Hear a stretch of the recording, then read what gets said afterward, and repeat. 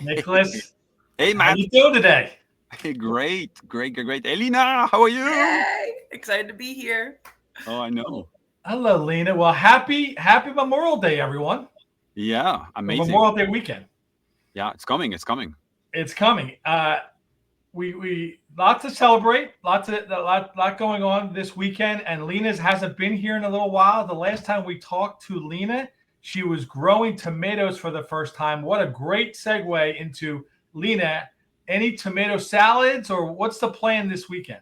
I said last month, I said the next time I come on the pod, I think that I'll have my first harvest. And you know what? I think that today I have two bright cherry tomatoes that are red, enough to make a little bruschetta or something. So we'll have a little piece of toast with my first little a homegrown farm stand, if you will. But I'm really excited. Unfortunately, I don't think I'll be making any TikToks about it. I don't know if anyone's seen the news because there is a lot of buzzing going on. You know, as we all know, Trump extended the deadline, the 75-day TikTok extension, to June 19th. That's the new date. And recently, according to Adweek just reported on it and Bloomberg reported on it, an internal memo went around to the e-commerce division in TikTok, in the TikTok company in the United States, and they are all being told to work from home as the future remains uncertain. So that took me by surprise because I had thought that we were all bullish again on TikTok. TikTok was around to stay the second time. I don't think that there will be any sad montages of goodbyes this time around because I personally can't see it going away. So when I saw this news trending on LinkedIn on Adweek, I was a little bit shocked. Nick, do you have any thoughts on that? I was surprised. Yeah, I honestly, wake up this morning, obviously, all excited about the show and everything, and then I was actually hoping to see you with a hat for the, more like a farmer type style type Yeah, right. personality or anything. So a little disappointed here, but honestly, I was like, when I saw the TikTok, I was like, wait a minute, what is going on? I mean, like, is it not the second layoff? Like, we know that there's been a bunch of executive rollouts. I mean, I think it was a couple months or weeks or months ago, with some executive leaving, some executive being swiped around, and then some more like it sounded like it's a more like the TikTok shop was more taken over by the Biden's group at more the corporate level. And it was like, well, why is that? Because are we not talking about, making it more distance and from Biden's and making it more US based and all those different things, and why they are getting closer to Biden's? That didn't make sense. But this morning when I saw the news, the same as you did, I was like, yeah, well, so interesting. Um, is there something we're not aware of? Like, why is that? I don't want to do into any speculation.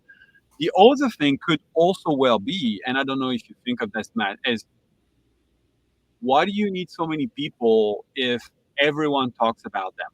Like, I mean, I think there's no way you can go to LinkedIn today and not see in your feed, if you're in the ecom space, someone talking about, Everywhere. I went on TikTok, it was amazing, got all those sales. And maybe it's just them doing business and like, hey, we've got those thousands of millions of influencers doing the promotion for us. We don't need them to the US. We are opening all those markets everywhere. Maybe we need to reallocate our resources to be more. I don't know. I'm just another speculation, but Hmm. curious to hear your thought on that, Matt.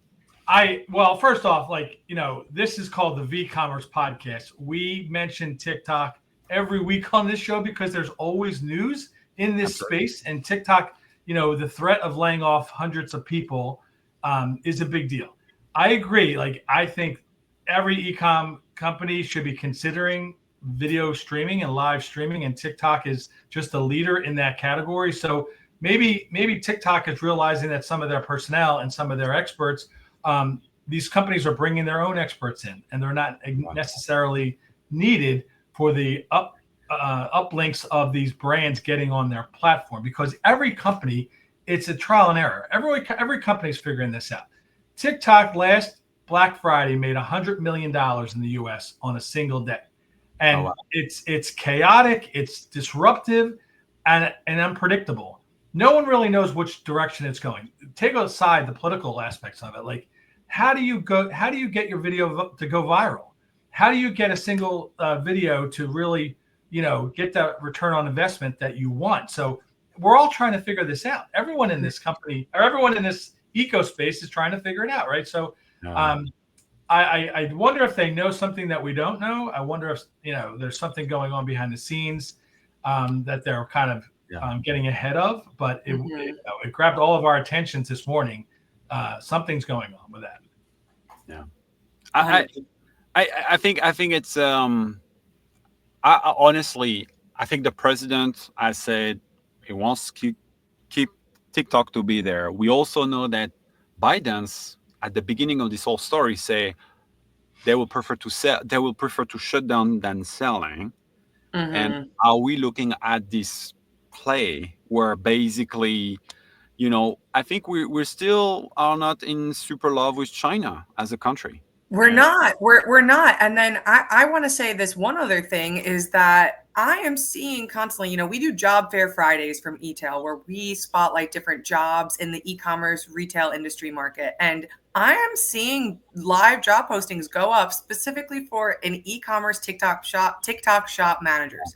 They're going up. People are looking to hire. So I'm not sure if they know something that, that might not be going on, but there's also like the retailers are not tuned in, so to speak, because they're still looking to make money because it's such a large revenue driver and it's so important to the current stream of income that's coming in. So yeah. Well, speaking about revenue stream and income coming in, we know that Walmart has been in the bidding for acquiring TikTok, but there's been some interesting news about Walmart. And Matt, why don't you take this over? Well, I don't know if everyone realizes how impactful this is, but Walmart made a declaration this week that said by the end of this year, 95% of their customers will receive the goods ordered off Walmart.com within 3 hours. Now, great. Nicholas, I know you're a big Walmart grocery store shopper, as many people are, but obviously Walmart does more than just grocery. Getting your product within 3 hours, like old school home shopping, it took a week to 10 days. Then Amazon promised next day delivery. Then Amazon started doing it like you order it at 8 a.m., you get it by 6 p.m., that kind of thing. Now Walmart's promising within 3 hours. That blew me away, Lena, as you're kind of referencing, like why go to the store? Why leave your home? There is no reason to leave your home to get the product. Everything is just available right at the tips of your fingers via your device. Anything is available, especially if it's delivered right to your home within 3 hours. So with that, I think it really leans on just plays into Amazon versus Walmart.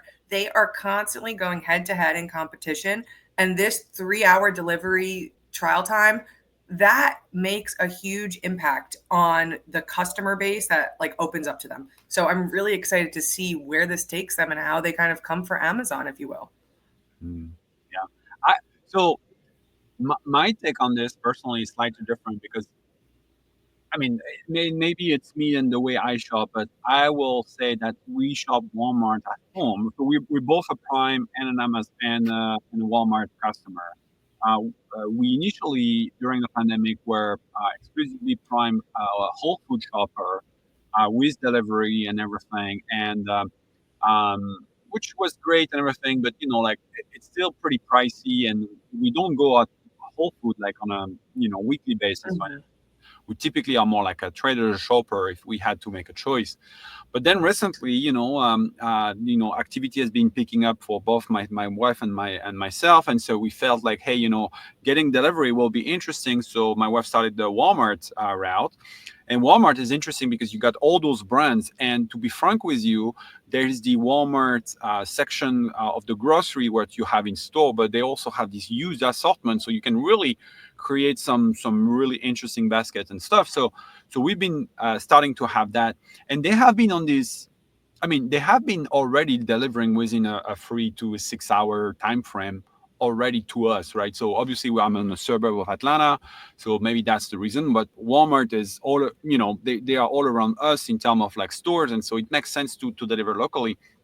But the way I think, I still purchase I still purchase all the other good not on Walmart. I still purchase them on Amazon, and so I wonder if the reason why they can do the 3 hours is because they are primarily delivering groceries. And because they're primarily delivering groceries, and we're talking about 95, we also know that, you know, most of the US population is around the surrounding a Walmart. And around a Walmart, that's they have those products in store, and so delivering them from those places makes sense. And so I wonder if that is just the dynamic going on here. And if Walmart were to actually, you know, it would be interesting to see the assortment of the 95% and what they consider in that. Because I doubt that if the assortment was outside of groceries, they could do that. That's my thought on that. But yeah, I don't know what you guys think. Well, Nick, like go to Walmart.com.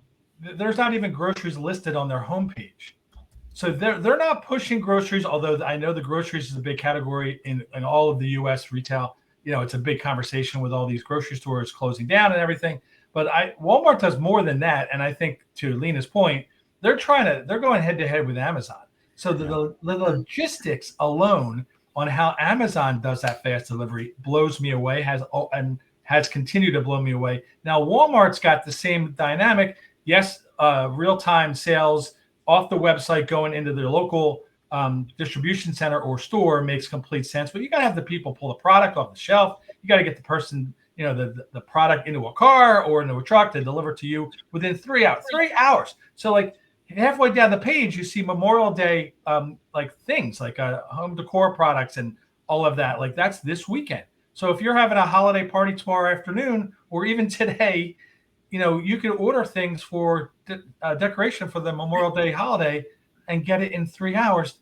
You know, but let's be honest, Matt. Do you like right now? I'm looking at Flash Deal, and you got this weightlifter, like this weight runner, whatever.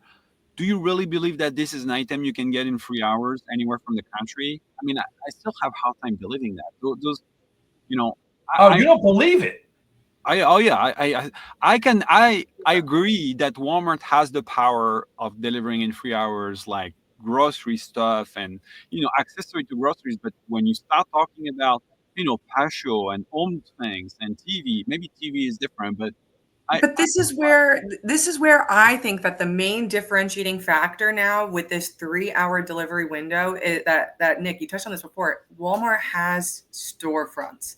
And not only does it have storefronts, they are such an accessible storefront where, you know, the average American consumer, I don't really know this off the top of my head, but you typically do live within a few, 20, 30 miles of a Walmart somewhere. Yeah. So with that, having the product available at their fingertips between their storefronts, that could double as warehouses almost, where that's what Amazon has going for them. But it's much easier to control and operate a storefront and then it is an entire warehouse full of product all coming from different suppliers, where Walmart kind of has that initial supply and then is kind of taking it and redistributing it, where Amazon does it through, you know, all the third parties. So it's going to be interesting to see how they compete. And also I will say that if you look at the way we've been receiving our groceries from, all orders from Amazon or the orders that we receive from Walmart, where Amazon is the one time I deliver everything that you've ordered. Walmart is a very different beast. Like when we make orders to Walmart, we receive like maybe 80% of it on the first shot, and then over the course of 3-4 days, we get like a part, like almost daily, of the missing item, right? And so.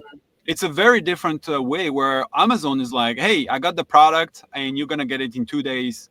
But it's like you order like those 10 things and they all come in the 10 things at the same time because it was part of one order. Where Walmart is like, oh, it's one order, but I only have this in 3 days from now. I'm sending you what I have today. And then the rest is coming. So they have just a different strategy, I guess, from that standpoint. But it's certainly fascinating. And, you know, you touched upon this, Matt, at the beginning. All those TV shopping channel, all ecom in general, right? We're all looking at, is video the next big thing? How is that the way to engage with your shopper and everything? But I think fundamentally, I think as an ecom leader, we also have to realize and what are the other parameters that make success. And I think delivery, payment, and those like core basic stuff are super important. It's like there's tons of innovation in payment, tons of innovation in delivery. And yet, we still see some organization that are legacy organization that still operate on a 2-week lead time for shipping stuff. And they're complaining that they can't attract younger audience. And it's not because you're doing a good TikTok video that's going to happen. You got to put the things in order, I think, in the You house. nailed it, Nicholas. And this only puts pressure on all of ecom. If Amazon and Walmart are promising same-day delivery or within hours of delivery, what do you do as a small ecom retailer? How do you change your logistics to get the customer the product quicker? Because this young customer has no patience. We know that. This young generation wants it now. So I think it's a big thing. If more and more people are pulling out these logistical miracles to get products within customers' hands within hours, that's a big deal. Yeah. I don't know what you think, Lena, but the one thing I would like to change in the narrative, we say the young people don't have patience. I don't think the young people don't have patience. It's like every single human being wants convenience. And, Yes. to go to convenience. It's not like, oh, look at those young people that want things earlier. I think it's more like, if you have the choice of convenience, are you It's a train. I completely agree. It's a trained consumer shopping behavior that's learned over time from just having the convenience at your fingertips throughout your entirety of your life. So when something is always available, it becomes much more accessible, if that makes sense. And you know what I mean? When it's just right there at your fingertips. And with these younger generations, they have the least amount of brand loyalty that a generation has ever had, because they're looking for that convenience, that best price point, because we're also at the same time entering that economic uncertainty. So I feel like it's exactly what you're saying. It's not even the lack of patience. It's just the learned consumer shopping behavior plus combined with the economic uncertainty and the current economic outlook, that they're just looking to make the most conscious shopping decisions possible. Well, obviously, guys, if you're live, please feel free to comment and let us know what you think on that. Are we talking convenience? Are we all spoiled about the way we shop? I would like to move to the third story, which is the AI story, and that's really something that blew me away this week. And I made a little robot, as you can see on the camera here.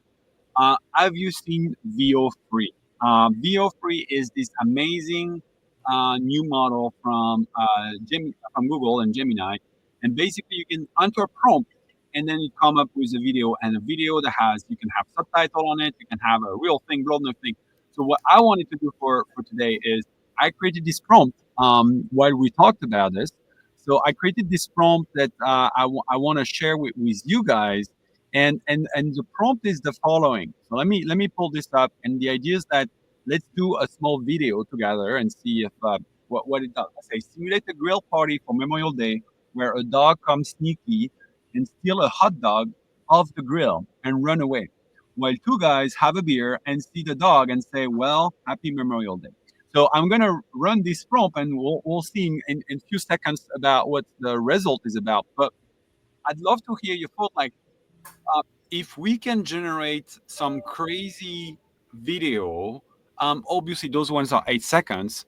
And the way I think about this is I really think that, I think I put it as I have to stop this. I think it's, I put it as a text. I need to say it's a video. All right. Let me do this again. Oh, so Nicholas, this is free.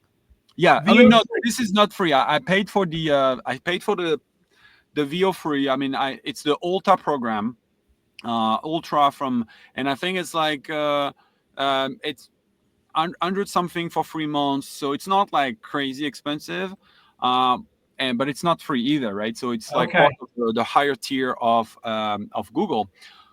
But yeah, so the whole idea is that 2021 when ChatGPT came in, ChatGPT 3.5, people were like, oh wow, this is amazing. And what we've seen is that the whole internet become AI based now, where you can't read a blog anymore where you're like, hey, this is a real person. Yeah, never. It's like Never. there exists, right?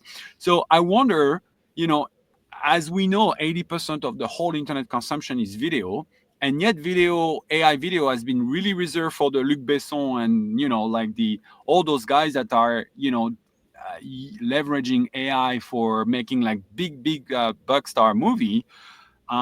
This is giving everyone the ability to, and not everyone because you still have to pay that $100 a month or something, but it's giving pretty much everyone the ability to generate content in a fingertip. So what do you think? Like, my first thought is, can I get I don't know, Mark Cuban from Shark Tank to endorse my product and write copy for Mark Cuban and have Mark Cuban endorse my product, say this product's the best thing since sliced bread, and post it and get his influence from an AI generated video. First off, that's illegal. Yeah, there's no way. I hope it's illegal. Like what are the ramifications or the parameters of this new thing? Well, Lena, I'm sure you say, well, it's illegal, but I will tell my thought on this. If that's the question, Gemini, for sure, you won't be able to do that. But guess what? If Gemini is here, how long is going to take Grok to be there? And with Grok, you will be able to do it. Like, because you can already generate some Mickey Mouse images, whatever you want to be. So it doesn't, like, Grok doesn't care about, those things. But so this is where the waters get extremely muddied. And this is where the waters become extremely muddied, where I think that artists have a big issue with this kind of current AI that's happening as well, because they say that they're stealing the likenesses of the creative projects that they're using. So I feel like it is such muddied waters, but what's to say if you're using just random AI generated guys? Because I think that, like you're saying, the accessibility of it is what makes it so amazing, is that now this is available to the average modern day marketer right at your fingertips. Let's see what it gave us. All right. Well, we got the video. Everyone ready? I will see. So 8 seconds video. It's generated 8 seconds video. Well, happy Memorial Day. Tried to steal the actual grill. See, it took it literally. It tried to steal the grill. Happy Memorial Day.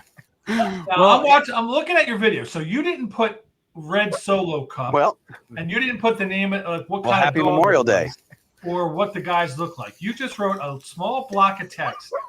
And they created this, chose their own dog. Happy Memorial Day. Solo, the guy's t-shirts, the wood background fence.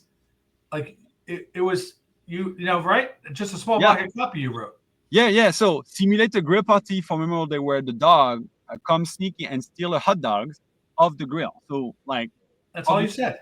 It didn't steal the hot dog, right? But it tried to steal the grill and run away while two guys have a beer, see the dog and say, well, happy Memorial Day. And if you look at this is such a basic prompt that it made this really interactive video. But now, like, does it look like AI? I would say yes. Yeah.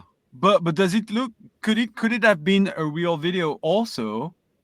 I mean, it's not far. Lena, I want to know, can you put Kim Kardashian and put your product in Kim Kardashian's hand and have her say something through this thing? Like I'm taking it from, I know I'm taking it to the extreme, but this is where we are, VCommerce. Like we're talking about the opportunities of growing your brand and marketing and selling.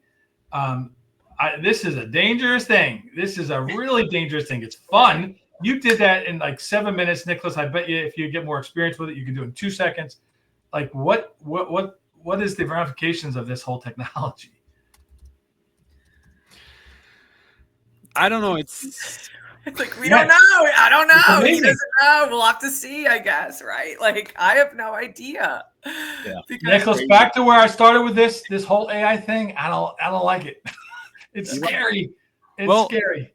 Yeah. I mean it's getting after. Well, you're no longer a video producer, right? So you could also feel the threat. I mean, let's be honest, right? It's like, if you're a video producer, you can also feel afraid right now. Like writer felt the threat, when they went first on strike a couple years ago, then AI came in and then they moved from non-AI generated copy to the first thing that they were like advocating about when they were on strike. If you remember, like in 2022 or something. I think like this is the moment for video. I mean, like I don't know. I just found it so amazing. This is only VEO3, right? So what is VEO4 is gonna look like? And look at the pace those things go, right? VEO2 was released like what, 6 months ago or 8 months ago, something like that. We're talking about very fast moving environment. So 8 seconds, and is there a word limitation? Yeah, for those so 8 seconds? no, you don't have word limitation, so you can prompt what you want. What I don't know if you've seen and noticed that, but like it's not like obviously made some mistakes right on the thing we did. Like I think if you look at the caption, the memorial, he had it to a second ho. I don't know why. Yeah. But it's I don't know. I just find it So fascinating. Lena, I want to sell a product, Lena, and I'm going to write a block of copy, top 3 selling features, have a attractive female holding the product and reading my top 3 selling features. So to Nicholas's point, we don't need an influencer at that point. The AI is the influencer. I cannot generate that video. Yeah, I did ask, do a video where Kim Kardashian is selling a new lipstick, and obviously, it says, hey, policy guidelines, I can't generate the video. Oh, You could probably you could probably do a Kim Kardashian doppelganger, and I feel like this is where I'm interested to also see where companies come in and begin to draw a line and say, this is what we are okay with doing, and this is what we're not okay with doing. I felt like that was such a big thing when AI first came out, making clauses saying this is what we'll do, this is what we're comfortable with, and now it's developing so quick. It's a free for all, like you said. And you remember on your last show you came, Lena, we talked about Lush. Yes. Not going social Offline. media, having like their policy and everything. How many of those are going to have like a non-AI policy upfront, saying we only work with real people? We only like good for the planet and the people. I don't know. It's fascinating, super moving environment. But yeah, hey, it's already 27 minutes. Matt, any special shout out for? Well, thank you very much. So just everyone, all the veterans and all the families that have grandfathers and grandmothers that were in the service, salute to you. Please remember why we're celebrating Memorial Day. It's not just an extra day off this weekend, but it's to honor those who served. So thank you very much for all that have served. All right. Well, thank you for your service. Thanks, Lena, for being here. We see you again in a month. So excited to have you again. Thank you as always. It was great. Yeah, Matt, great to see you. We are here every Friday on LinkedIn as well as on Facebook and also on all your preferred podcast platform from Spotify to Apple under the live e-commerce podcast. If you like the show, please comment, tell us what we do. We would love some reviews. Reviews are great. They enable us to get known. We do this because we have a lot of fun. And so as you can see here, so please make some reviews, comment, share with your friend. We are here every Friday and we look forward to seeing you Friday again. Bye. Bye-bye. Bye.